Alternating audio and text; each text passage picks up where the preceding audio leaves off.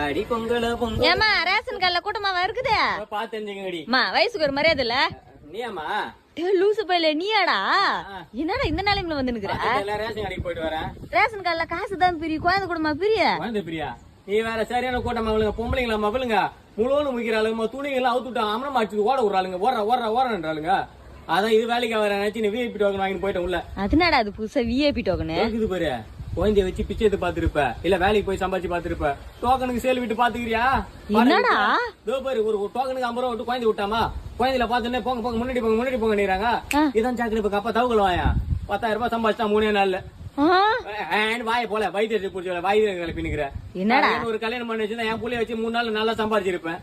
என்ன பண்ணி தோழித்து ஆளே மூஞ்சும் பாரு நல்லா. டேடி குழந்தை அழகாக்குதுரா, அம்மாட்ட ஒரு ஆய விட்டு டோக்கனுக்கு அம்மா தூக்கி தூக்கின்னு வரேன். ஆய் விட்டு டோக்கன் தர மாட்டாங்க, ஆய விட்டு டோக்கன் தர மாட்டாங்க. 300 பேர் புக் பண்ணி வச்சிருக்காங்க. 3 நாள் கழிச்சு வா போனி. நிஜமாவாடா?